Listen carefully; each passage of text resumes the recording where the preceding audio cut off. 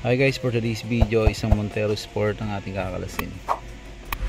Pakita natin kung paano natin kakalasin itong panel na to. Kung simulan natin guys. So ito yung mga basic na gagamitin natin guys. Yung 10mm socket wrench at saka plastic tools. So simulan na natin. So una guys, ito plastic tools. Tuklapin natin dito. Ayan. After natin mangat yan, ito namang itong kambi naman ang ibababa natin. So meron siyang dito may screw. Yun, screw. So kuha tayo ng Phillips screw.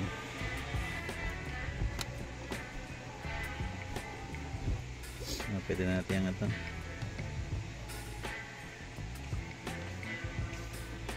So ito, higutin lang natin sa gilid.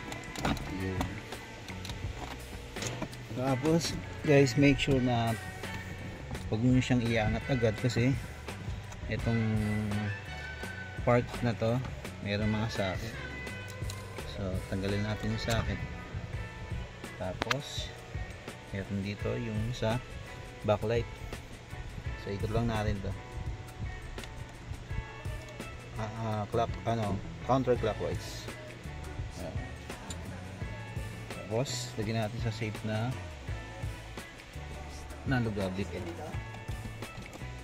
Then gamit tayo ng Phillips screw, isa, dalawa, apat, 5, 6, 7, 8. Yan yung mga tatanggalin natin. Tapos meron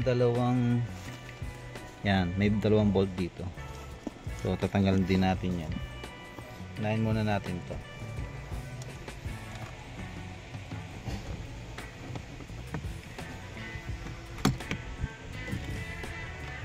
Sama natin yung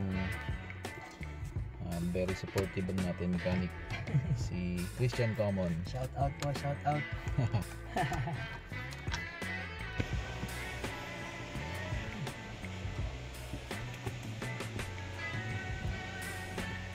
Okay, after natin matanggal yung mga screw, ito naman tayo guys.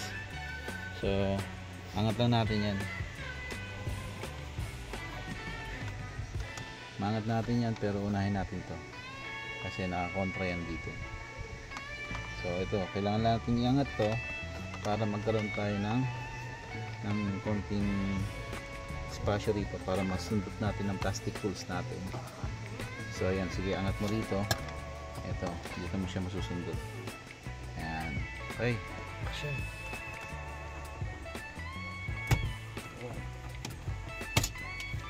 So ito guys, kailangan natin sa slip.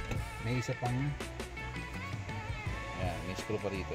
Kaya hindi mo pwedeng basta-basta hatakin. Yan ang sikreto niyan. Okay, angat. Tapos medyo marahan lang tayo para hindi masira itong mga clip. Ito naman, tanggal natin ito guys.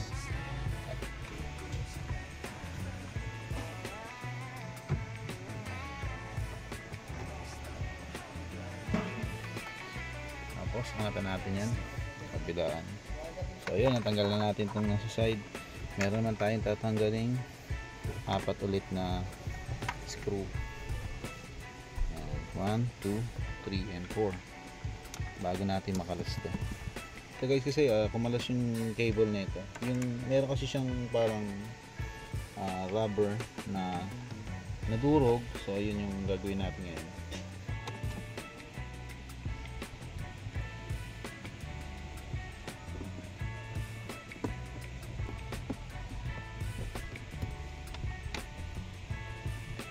So ito, itatanggalin pa tayo dito. Dalawa.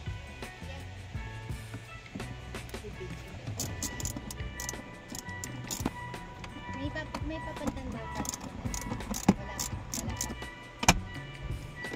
Tapos angat natin to. Angat natin. Yun.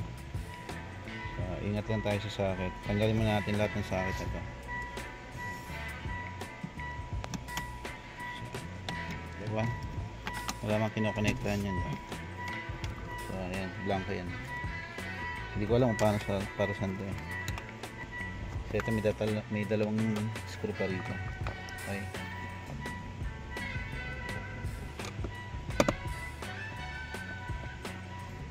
Bago natin matanggal to, tatanggalin natin itong mga clip. So dukutin lang natin sa ilalim. Okay. Tapos ito. Ganun din to. Okay. Lagyan mo natin sa ilalim. After nun ito, lagay muna natin dito sa gitna. So i-press mo lang to. I-press mo to. Press to. Reverse. Neutral. Para may angat natin to. Ito meron pa palang clip. Dalawa yan. Kabila. Tusok na yan. Hangatan natin ito.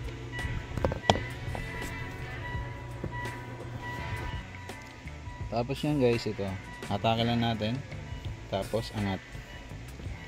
Medyo ingatan tayo dito dahil tumatama dito yan. May tamang pag-angat siya.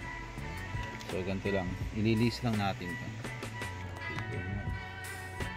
So ito lang guys. Angat mo lang siya.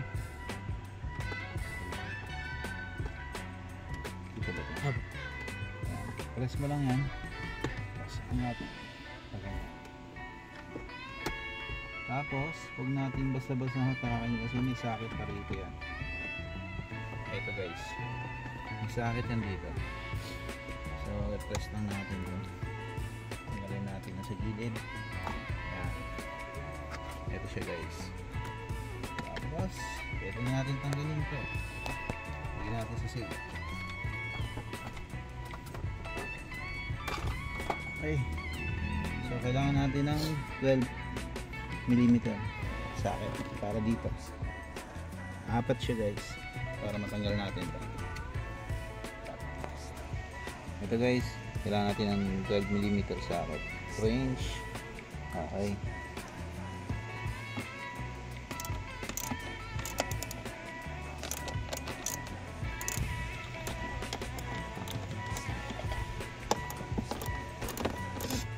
So bago natin ang ito, make sure tanggal na din yung sakit na to.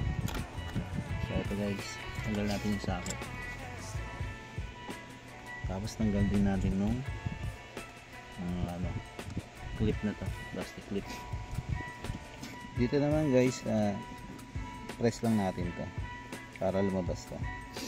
Para palitan na natin yung rubber dito sa loob ng cambio. So ito guys, napalitan na natin.